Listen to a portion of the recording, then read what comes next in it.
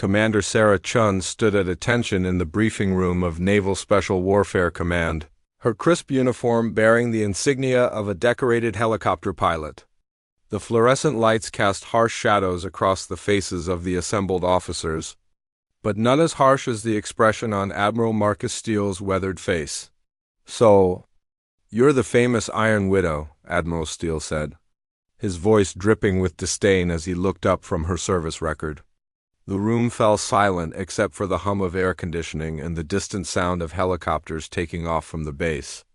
"Tell me, Commander, how exactly did a helicopter pilot earn such a dramatic call sign? Did you crash so many birds that you left a trail of widows behind you?" The other officers in the room shifted uncomfortably in their seats. Some had heard whispers about Commander Chun's reputation, but none knew the full story behind her unusual call sign. Sarah's jaw tightened almost imperceptibly, but her voice remained steady and professional when she replied, "Sir, my call sign was earned through operational experience in Afghanistan and Iraq," she said simply, offering no further explanation. Her dark eyes met the Admiral's steely gaze without flinching. Though inside she felt the familiar weight of memories she'd rather forget, Admiral Steele leaned back in his chair, clearly unsatisfied with her response. He had built his career on the backs of tough Navy SEALs, men who earned their reputations through blood, sweat, and bullets. In his mind, helicopter pilots were nothing more than glorified taxi drivers, ferrying the real warriors to and from battle. The idea that this woman, this pilot, could have earned a call sign that sounded more appropriate for a gunship than a transport pilot irritated him beyond measure. "Operational experience?" he repeated mockingly. "I've read your file, Commander. You flew supply runs and medical evacuations. Important work, certainly, but hardly the stuff of legends. Yet here you are, requesting assignment to my task force, claiming you can provide close air support for the most dangerous missions we undertake." Sarah's hands remained clasped behind her back, her posture perfect despite the verbal assault. She had faced this kind of skepticism before, usually from ground forces who saw helicopter pilots as nothing more than airborne delivery services. But she had also proven herself time and again, earning the respect of the men and women she had flown into harm's way. "Sir, with respect, my service record speaks for itself," she replied evenly. "I have over 2,000 flight hours in combat zones, including direct action support missions. My aircraft and crew have never failed to complete an assigned mission." The Admiral's eyes narrowed as he flipped through her personnel file again. The paperwork told a story of commendations, successful missions, and glowing reviews from commanding officers. But it also revealed something else that caught his attention, something that made him pause. There were gaps in the record, classified sections that even his security clearance couldn't access, and recommendations for medals that seemed unusually high-level for routine transport missions. "Never failed to complete a mission," he mused aloud, his tone shifting slightly from outright dismissal to grudging curiosity. "That's quite a claim, Commander. In my experience, combat has a way of humbling even the most confident warriors. Helicopters, in particular, have a tendency to fall out of the sky when people start shooting at them." Sarah's expression didn't change, but several officers in the room noticed her hands tighten slightly behind her back.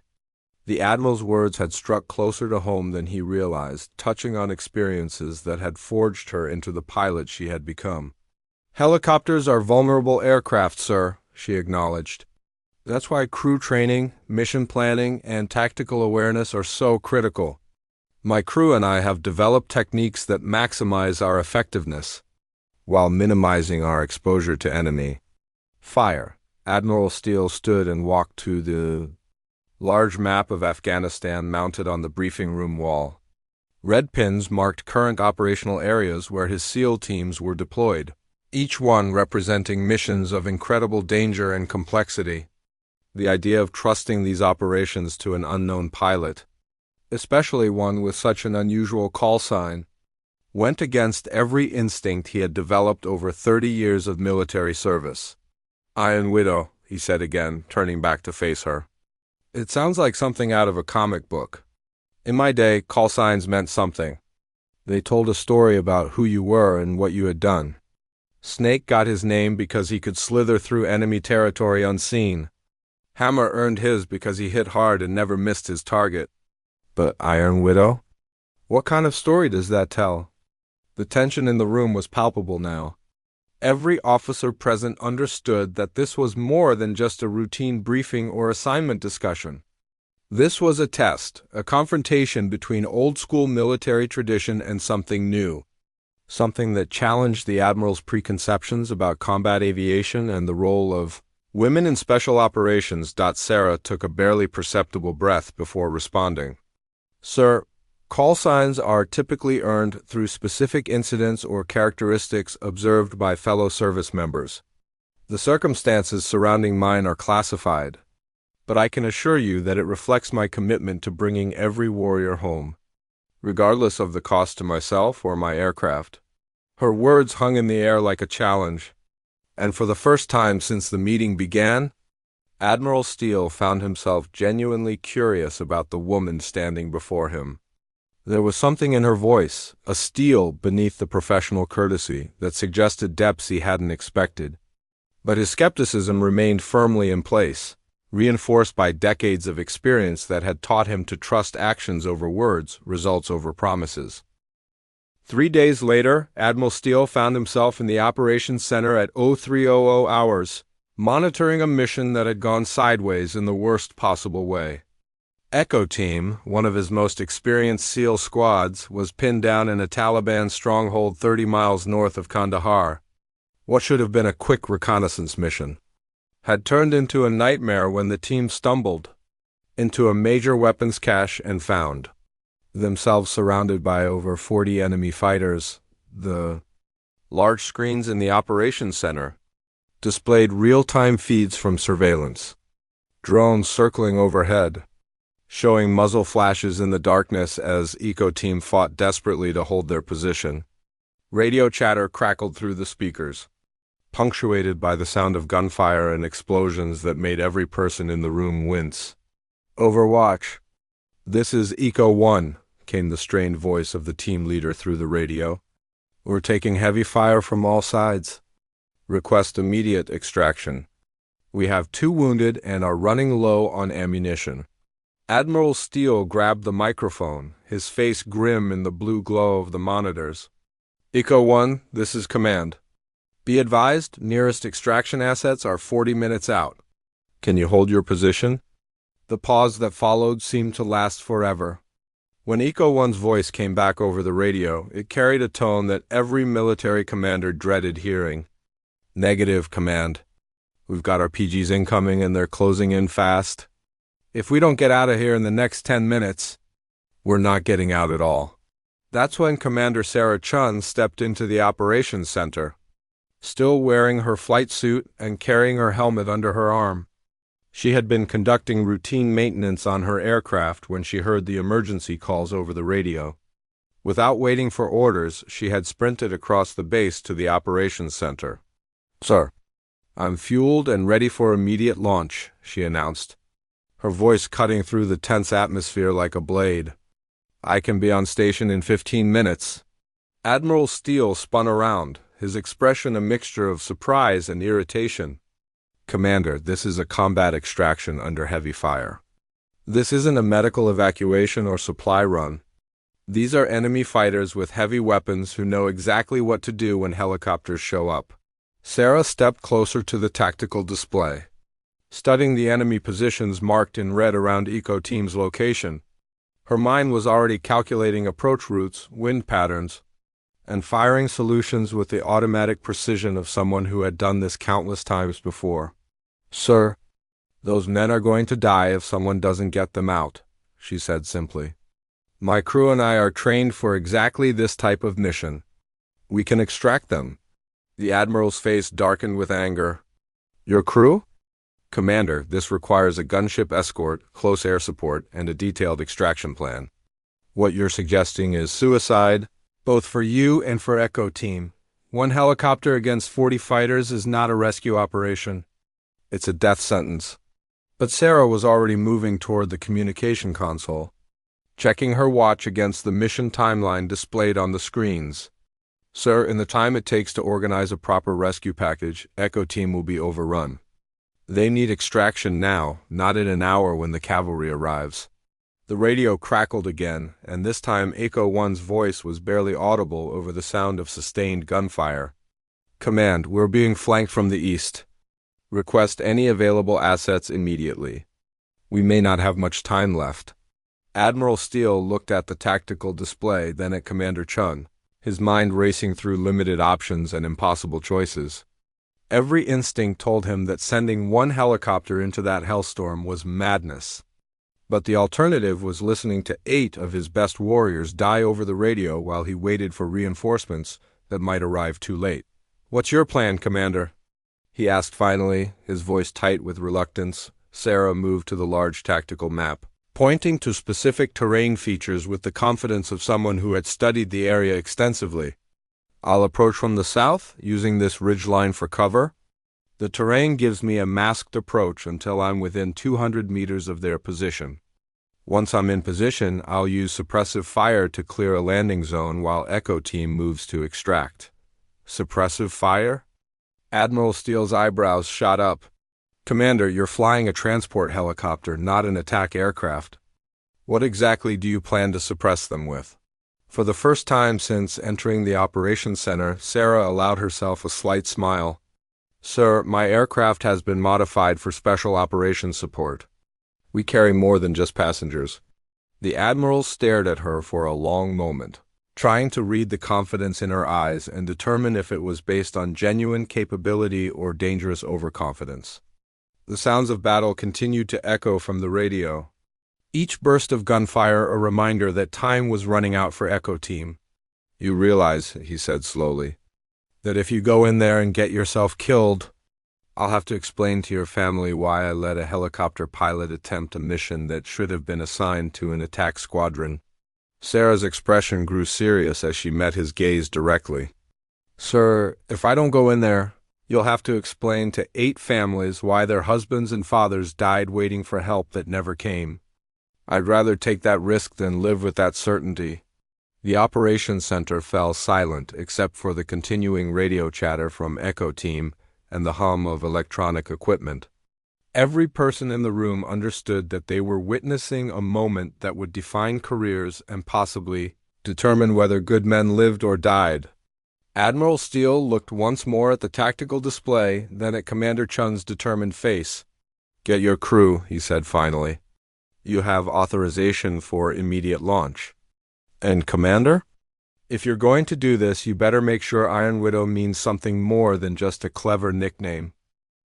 Sarah sprinted across the flight line toward her aircraft, her crew chief already conducting pre-flight checks under the harsh glare of the hangar lights. Chief Petty Officer Mike Rodriguez had been her crew chief for 3 years, and he could read her body language like a book. When she ran toward the aircraft instead of walking, it meant people were in trouble and time was running out. "What's the mission, Commander?" Rodriguez called out as he pulled the protective covers off the aircraft's weapon systems. Unlike standard transport helicopters, Sarah's bird carried a unique configuration that few people on the base fully understood. External hardpoints mounted door guns, rocket pods, and sensors that transformed the aircraft from a simple transport into something far more capable: combat extraction. Sarah replied curtly as she climbed into the pilot's seat and began her engine start sequence. "Echo Team is pinned down and taking heavy casualties. We're going in alone." Rodriguez paused in his checks, looking up at her through the cockpit window. In 3 years of flying together, they had faced dangerous situations before, but never anything like this. "Alone? No escort? No backup?" Sarah's hands moved across the instrument panel with practiced efficiency, bringing systems online and checking weapon status. "No time for backup, Chief. Those men will be dead before help arrives. Are you with me?" The crew chief's expression grew grim, but he nodded without hesitation. He had followed Commander Chun through some of the most dangerous airspace in Afghanistan, and she had never let him down. If she said they could do this, he believed her. "Always, ma'am. Give me 2 minutes to finish the weapons check." Meanwhile, in the operations center, Admiral Steele watched the thermal feeds from overhead drones with growing concern. Echo Team's defensive perimeter was shrinking as Taliban fighters pressed their attack from multiple directions. The SEALs were fighting with the skill and determination he expected from his men, but they were vastly outnumbered and their ammunition was running low. "Sir," called Lieutenant Commander Jackson, the operations officer monitoring the mission. "Echo Team reports they're down to their last magazines. They're requesting permission to attempt a breakout to the south." Admiral Steele shook his head grimly. The terrain to the south was open ground for over half a mile. In daylight with no cover, it would be a massacre. "Negative. Tell them to hold position. Iron Widow is inbound." As if summoned by his words, Sarah's voice crackled over the radio from her aircraft, now airborne and racing through the darkness toward the battle zone. "Command, this is Iron Widow. I'm 5 minutes out from Echo Team's position. Request you paint the target area with infrared strobes so I can identify friendly positions." "Roger, Iron Widow," came Echo One's strained voice. "Strobes are active. Be advised, we're taking heavy fire from the north, east, and west. Recommend approach from the south, but that sector is not secure." Sarah's aircraft thundered through the night sky, flying barely 50 feet above the rocky terrain to avoid enemy radar and surface-to-air missiles. Through her night vision goggles, she could see the landscape rushing past in green-tinted detail. Every ridge and valley memorized from countless missions over the same territory. "Chief, I need you to get ready for some serious defensive fire," she called back to Rodriguez over the intercom. "When we go in, they're going to throw everything they have at us." Rodriguez checked his door gun one final time and secured his safety harness. "Copy that, Commander. I've got your 6. As they approached the battle area, Sarah could see the muzzle flashes from both sides lighting up the darkness like a deadly fireworks display. The sound of gunfire was audible even over the roar of her engines, a constant crackling that spoke of desperate combat and men fighting for their lives. "Echo 1, Iron Widow is on station," she radioed. "I can see your strobes. Looks like you've got approximately 40 hostiles in a horseshoe formation around your position. I'm going to come in from the south and clear you a landing zone. When I call move, you get your wounded to my aircraft as fast as possible." "Copy. Iron Widow will be ready." Sarah took a deep breath and began her approach, diving toward the landing zone at an angle that would bring her in fast and low. At 200 meters from the target, she pulled the trigger on her forward-mounted guns, sending streams of tracer fire into the enemy positions. The night erupted in explosions and screams as her rockets found their targets, temporarily scattering the Taliban fighters, who had been closing in on Echo Team, but the enemy response was immediate and overwhelming. Muzzle flashes winked from every direction as the Taliban fighters turned their attention to the new threat. Bullets cracked through the air around Sarah's aircraft, and she felt the familiar shudder as rounds struck her armored cockpit and engine compartments. "Taking fire from multiple positions," she reported calmly over the radio, even as she maneuvered aggressively to avoid the worst of the incoming rounds. "Chief, give me suppressive fire on that machine gun position to the east." Rodriguez opened up with his door gun, raking the enemy position with sustained bursts that forced the Taliban gunners to take cover.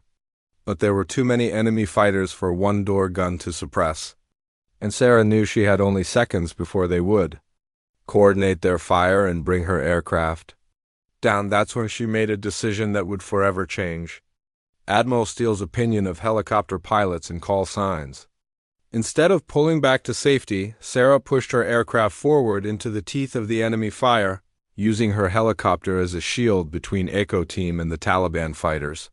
She held position in a hover directly over the landing zone, taking hits from every direction while her crew chief provided covering fire and Echo Team fought their way to the extraction point. "Move now!"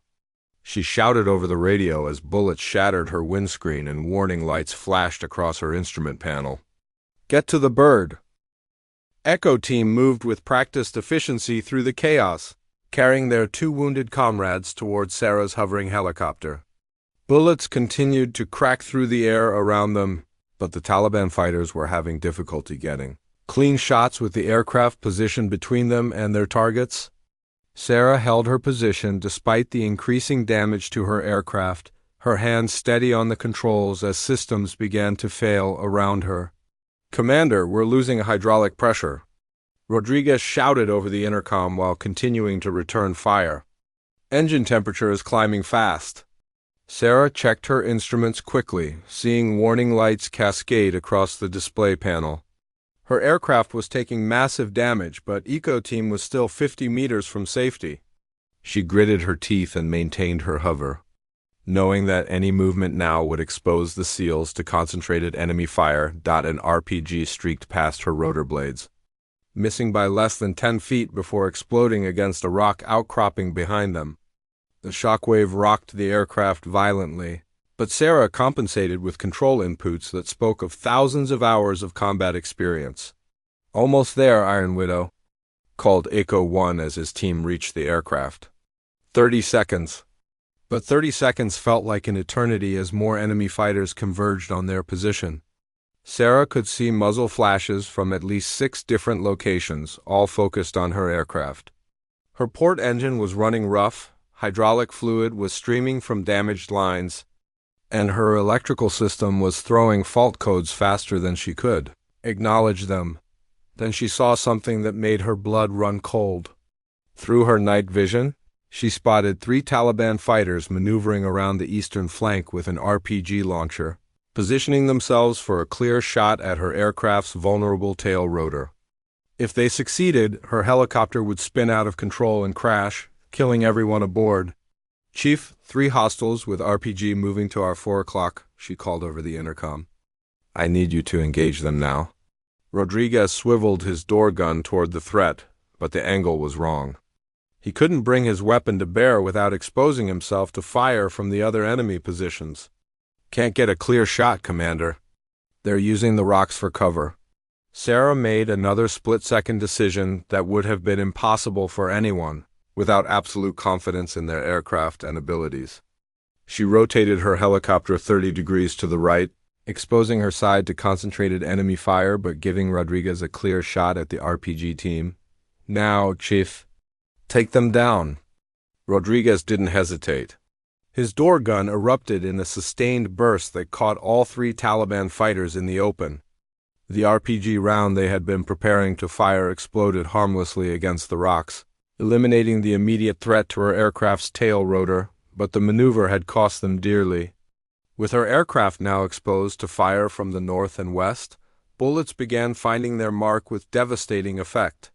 Sarah felt her aircraft shudder as rounds struck her main rotor system, and a warning tone filled her headset indicating critical damage to her flight controls. "Commander," Rodriguez called urgently. "Eco Team is on board. All personnel accounted for." Sarah didn't waste a second. She pulled collective and pushed forward on the cyclic, lifting her damaged aircraft out of the landing zone just as the Taliban fighters intensified their fire. But her aircraft was barely controllable now, wallowing through the air like a wounded bird as systems continued to fail. "Iron Widow, this is command," came Admiral Steele's voice over the radio, tight with concern. "What's your status?" "We're showing multiple system failures on your aircraft." Sarah fought to keep her helicopter airborne as warning lights flashed across her instrument panel like a Christmas tree. Her hydraulic system was failing, one engine was losing power, and her flight controls felt sluggish and unresponsive. But she had 8 SEALs on board, 2 of them critically wounded, and the nearest friendly base was still 20 miles away. "Command, Iron Widow has sustained heavy damage, but we're airborne with all personnel," she reported with professional calm that belied the desperate nature of her situation.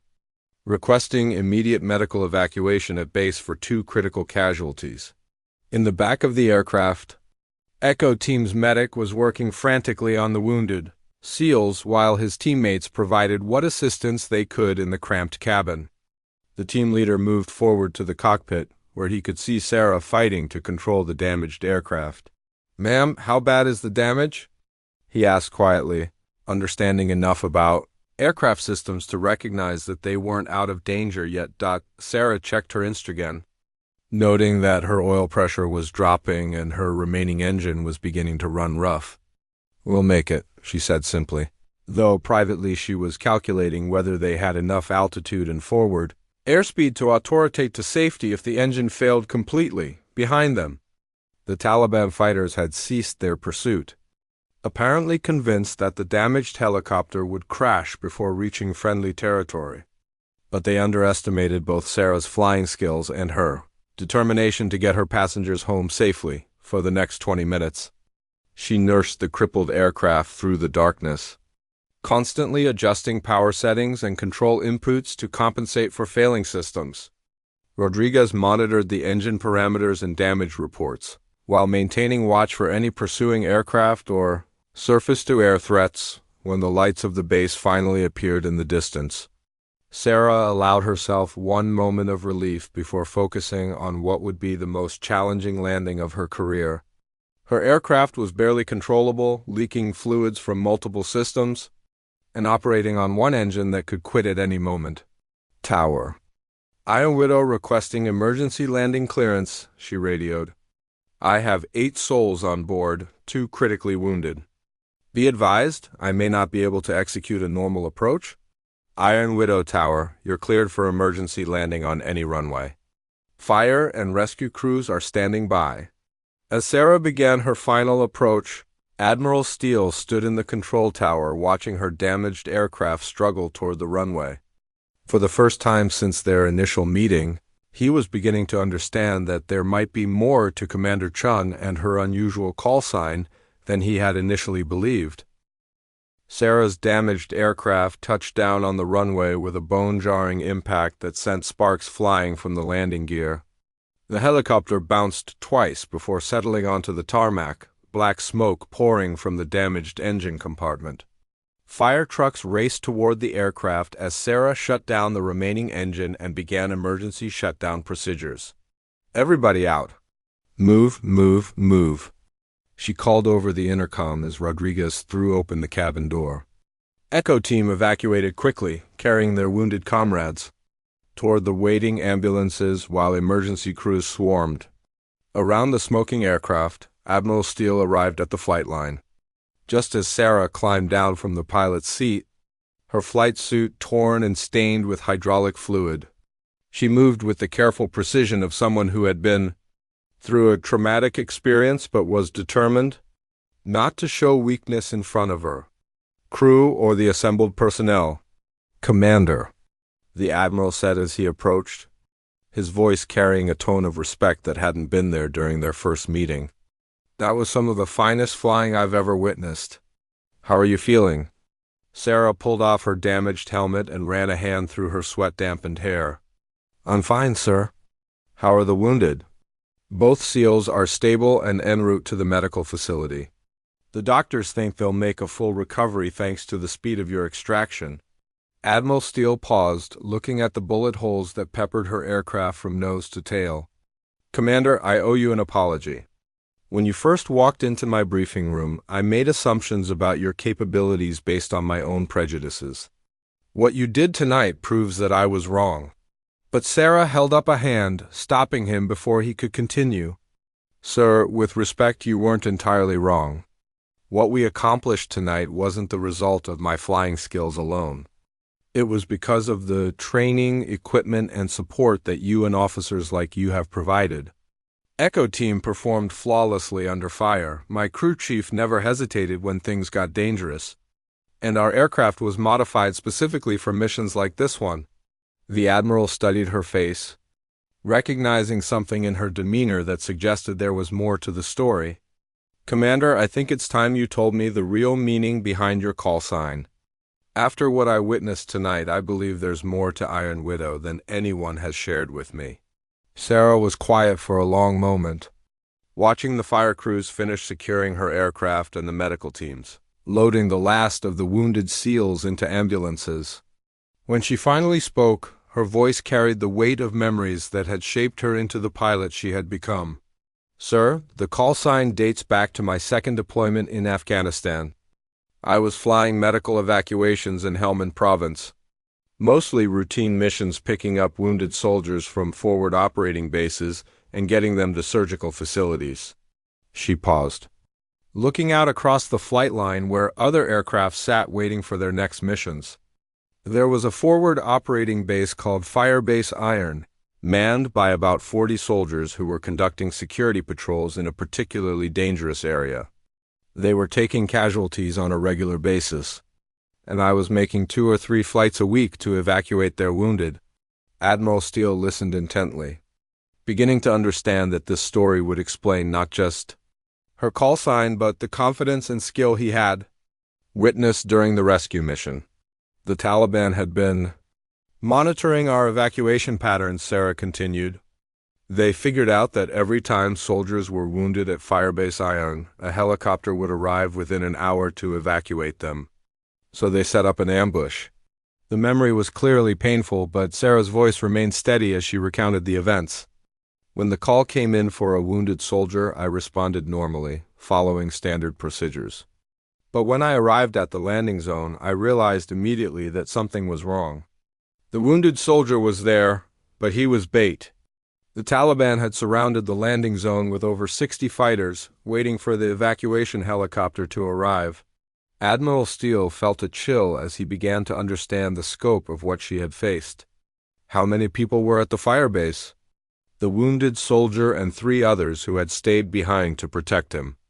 Everyone else had been ordered to fall back when the Taliban force was identified, but those 4 men refused to abandon their wounded teammate.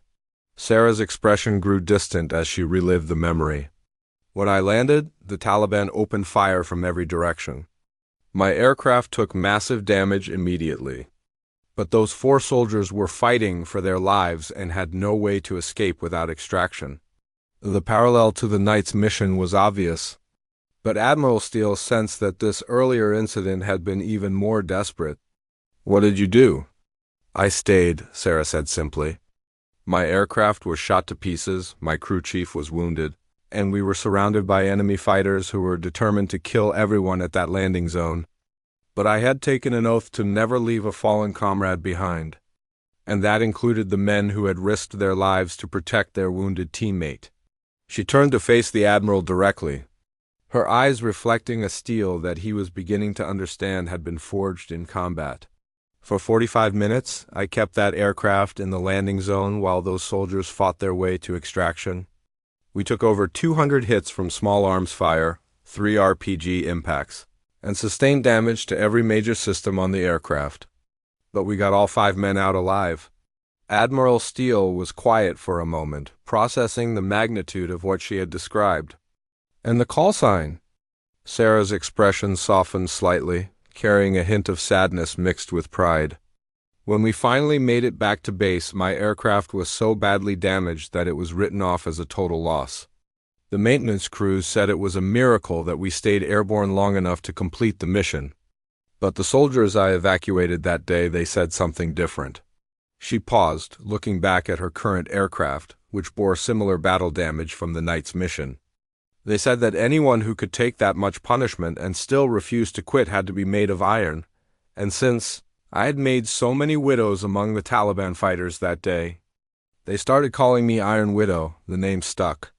The Admiral stared at her for a long moment, finally understanding that her unusual call sign wasn't a boast or a clever nickname.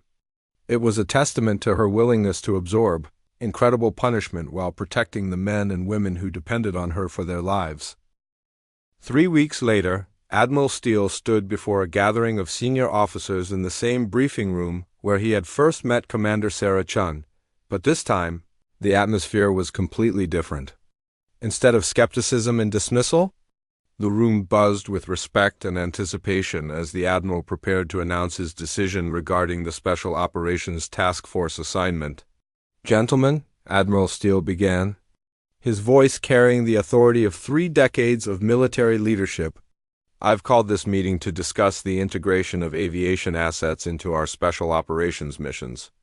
Specifically, I want to address the performance of Commander Chun and her crew during last month's Eco-Team extraction."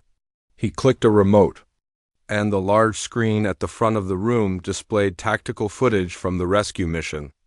The assembled officers watched in silence as the video showed. Sarah's aircraft taking sustained fire while holding position over the landing zone, providing cover for Echo Team's extraction. What you're watching represents some of the finest combat aviation I've witnessed in my career, the Admiral continued. Commander Chun and her crew faced overwhelming odds and sustained massive damage to their aircraft. Yet they never wavered in their commitment to bringing our people home safely. Colonel Martinez, the task force operations officer, raised his hand. Sir, what was the final damage assessment on our aircraft? Admiral Steele consulted his notes. Over 300 bullet impacts, damage to all major flight systems, one engine destroyed. Hydraulic system failure and structural damage that required complete rebuilding of the airframe. By all rights, that aircraft should have crashed with all hands lost. The fact that it didn't is a testament to exceptional flying skills and an unwavering commitment to mission success. The room fell silent as the officers absorbed the magnitude of what Sarah had accomplished.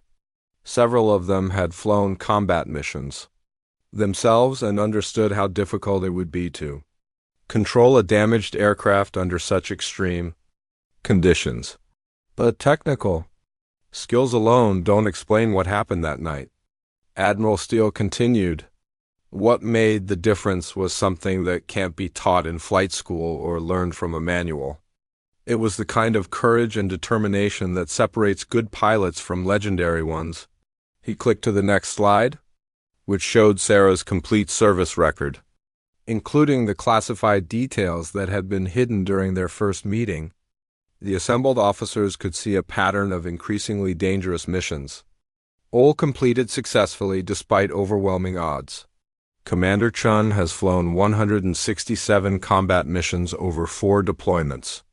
She has extracted over 800 wounded personnel from hostile territory, supported countless special operations missions, and has never failed to complete an assigned task. More importantly, she has never lost a single person under her care. Lieutenant Colonel Thompson, who commanded one of the SEAL teams, spoke up from the back of the room. Sir, my men have worked with a lot of pilots over the years. Most of them are good at their jobs, but they see us as cargo to be delivered and picked up. What's different about Commander Chun? Admiral Steele smiled slightly, remembering his own misconceptions about helicopter pilots and their role in special operations. Colonel, Commander Chun doesn't see you as cargo. She sees you as warriors who deserve someone willing to fight just as hard to bring you home as you fight to complete your missions. That's what her call sign really means. He clicked to the final slide, which showed a formal orders document bearing the seal of Naval Special Warfare Command. Effective immediately.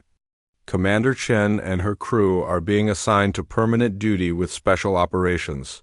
Task Force Alpha. She will have operational command of all aviation assets supporting our missions, and her recommendations for equipment modifications and tactical procedures will be given the highest priority. The room erupted in applause, a sound that would have been impossible to imagine during Sarah's first appearance before the same group of officers. Admiral Steele waited for the noise to die down before continuing. I want to be clear about something, he said, his voice growing serious. When Commander Chun first walked into this room, I made the mistake of judging her based on my preconceptions rather than her record. I assumed that helicopter pilots were support personnel rather than combat warriors. I was wrong, and that error in judgment could have cost us one of our most valuable assets. He paused, looking directly at several officers who had shared his initial skepticism. The lesson here isn't just about one exceptional pilot. It's about recognizing excellence wherever we find it, regardless of whether it fits our expectations. The enemy doesn't care about our organizational charts or traditional roles. They only care about who can fight effectively and who can't. Colonel Martinez raised his hand again. Sir, what about Commander Chun's aircraft? The damage report suggests it will be months before it's operational again. Already taken care of, Admiral Steele replied. Commander Chun has been assigned 2 new aircraft, both equipped with the latest defensive systems and weapons packages. Additionally, she'll be working with our intelligence and operations teams to develop new tactics for high-risk extraction missions. As the briefing concluded and officers began filing out of the room, Admiral Steele reflected on how much his understanding had changed over the past few weeks. Sarah Chun had forced him to confront his own biases and recognize that true warrior spirit wasn't limited by gender, aircraft type, or traditional military roles. Later that afternoon, he found Sarah in the hangar working on pre-flight checks for her new aircraft. The helicopter bore fresh paint and gleaming weapon systems, but Sarah was inspecting it with the same meticulous attention to detail she had always shown. "Commander," he said as he approached, "I wanted to personally thank you for what you accomplished during the Echo Team mission. Those men are alive today because you were willing to risk everything to bring them home." Sarah looked up from her checklist, her expression showing the quiet satisfaction of someone who had proven herself under the ultimate test. "Sir, those men would have done the same for me. That's what sets our military apart from our enemies. We never abandon each other, regardless of the cost." Admiral Steele nodded, understanding now that this simple philosophy was what had driven Sarah to achievements that bordered on the impossible. "Commander, I have one more question about your call sign. After everything I've learned, I understand the iron part. But why widow specifically?" Sarah's expression grew thoughtful as she considered her answer. "Sir, in my culture, a widow is someone who has lost someone precious but continues to carry on their memory and honor their sacrifice. Every mission I fly, I carry the memory of warriors who didn't make it home. The call sign reminds me that I'm not just responsible for completing missions. I'm responsible for making sure that no one else becomes a widow if I can prevent it." Admiral Steele extended his hand and Sarah shook it firmly. "Welcome to the team. Iron Widow, I have a feeling our enemies are going to learn exactly what that call sign means." As Sarah returned to her pre-flight checks and Admiral Steele walked back toward the operations center, both understood that they had witnessed something rare in military service, the moment when prejudice gives way to respect, and assumptions are replaced by understanding. The call sign Iron Widow would continue to strike fear into the hearts of enemies and hope into the hearts of those who needed rescue, flown by a pilot who had proven that courage and skill recognized no boundaries.